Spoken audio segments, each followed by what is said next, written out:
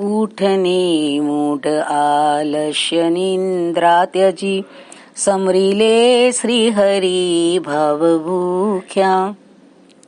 નરતનું આમડી કોટી પુણ્ય કરી, મુક્તિ લેને વરી કર્મ ફૂટ્યા. લાલ વેચી કરી કાચલે જેમ કપી, વિષ્ણુ મૂકી કેમ વિષય ખોડે. ત્યાગી સુર સિંધુ મૃગ નીરવા ષડભમે, અમૃત મૂકી કા ગરલ ઘોડે. અગ્નિ ધ્રુતથી કદી શાંત દીઠો નથી, વાસના ભોગથી નવ વિરામે. વિરતી વારી થકી વાસના દવસમે, શાંતિ સુખ સંયમે આપ પામે. એકથી એક મું વામતી જ્યાં ફરી, પાંચથી સી ગતિ થાશે તારી. ચેત રે ચેત જીવ પેખ શિવ અંતરે, ભીતિ ભવ જે હરે મન મથારી. વારી બુધ બુધ સમી કાય ભંગુર ઘણી, ફૂટતા વાર નવ અલ્પ લાગે. કાળ ટાળો સિરે આયુ ક્ષણ ક્ષણ હરે, વાયદો વણિકોનું ત્યાં ચાલે. રાયને રંક સહુ માટી ભેળા ભળ્યા, કરદમે જઈ કડ્યા મૂઢ પ્રાણી. જે નર જાગિયા ભક્તિ પંથે પડ્યા, રંગ શિવમાં ભળ્યા વિબુધ જ્ઞાની. ઉઠને મૂઢ આલસ્ય નિંદ્રા ત્યજી, સમરી લે શ્રી હરિ ભાવ ભૂખ્યા. ઉઠને ઊંઘ આલસ્ય નિંદ્રા ત્યજી. હે મૂર્ખ માનવી, આળસ અને ઊંઘ ત્યજી ઉઠ.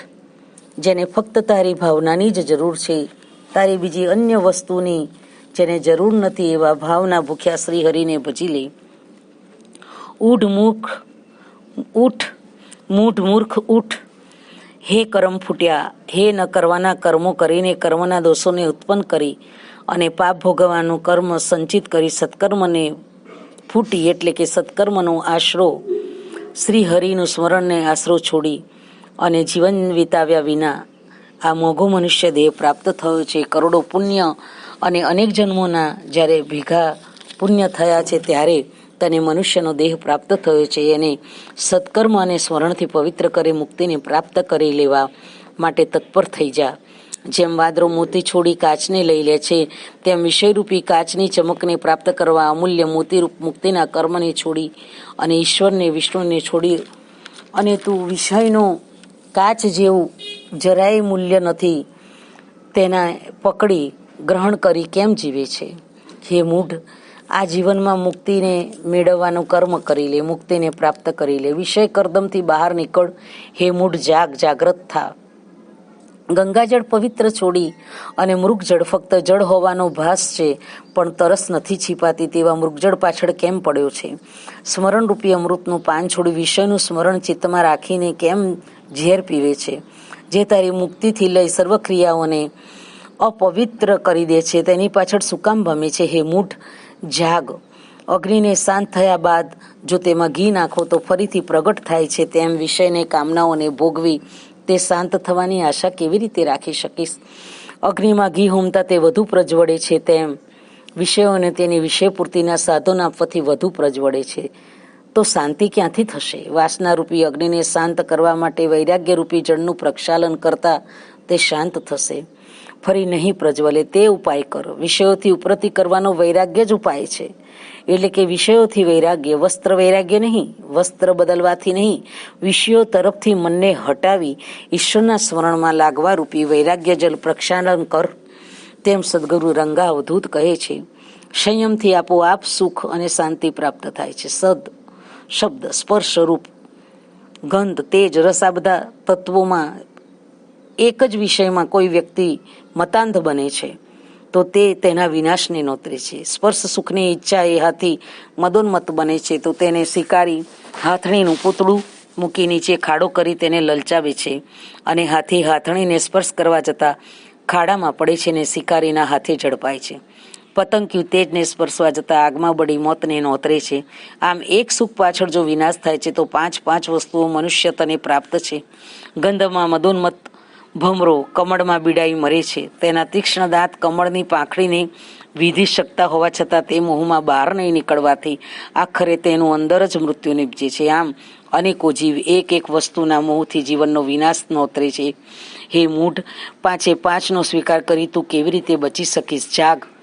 આળસ અને જ્ઞાનરૂપી જાગૃતિ આળસને છોડી જ્ઞાનરૂપી જાગૃતિના શરણે જા અને મુક્તિશ્રી પ્રાપ્ત કરી લે. જાગ. તારા અંતરમાં હૃદયમાં શિવ બિરાજમાન છે, તેને નિહાળી લે. ચેત હે જીવ, ચેતી જા. કામદેવનો વિનાશ કરનારે તારા અંતરમાં પ્રાણ તત્વ શિવ બિરાજમાન છે, તેને ઓળખી તેના શરણે જા. ઉઠ, જાગ્રત થા, મુક્તિ વરી લે. હે મૂઢ, ચેતી જા. આ નાશવંત શરીર ક્ષણભંગુર છે. પાણીના પરપુટા જેવી ક્ષણિક જિંદગી છે, એની ફૂટતા જરાય વાર નહીં લાગે. તારા માથે એક ક્ષણ હરી લેનાર કાળ ઊભો છે. જે ક્ષણ ગઈ તે ફરી નહીં મળે. તે તો કાળ હરી લે છે, તેનો સદુપયોગ કરી લે, જેથી તે ક્ષણ તારી કામની બની જાય. ત્યાં લેણ દેણના ચોપડા વાણિયાની હાટની જેમ નથી ચાલતા, ન ત્યાં વાયદાઓનું કોઈ બજાર ચાલે છે. ત્યાં તો તારા કર્મનું તેનું ફળ જ મુખ્યત્વે તને પ્રાપ્ત થશે. કોઈ વાયદો નહીં, તરત જ કર્મનું ફળ તું જે કર્યું હશે તે પ્રાપ્ત કરીશ. માટે જાગ્રત થા. એક ક્ષણ પાપ કર્મોમાં વિતાવ્યા વિના પુણ્યનું ભાથું ભરી જીવન મુક્ત કરી લે. હે મૂઢ, જાગ્રત થા.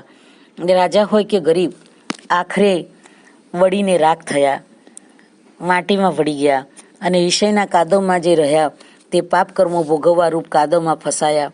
પરંતુ જે માનવી જાગ્રત બન્યા, આત્મબોધરૂપી જ્ઞાનને જાણી સંયમિત થઈ શિવને ઓળખવા જાગ્રત બન્યા, તેવા આત્માના જ્ઞાનરૂપી નિર્મળ જળથી પવિત્ર બનેલા એવા આત્મબોધવાન મનુષ્ય શિવમાં ભળી મુક્તિને વર્યા. હે મૂઢ, આ સમજીને જાગ્રત થા, જાગ્રત થા. ગુરુદેવ દત્ત.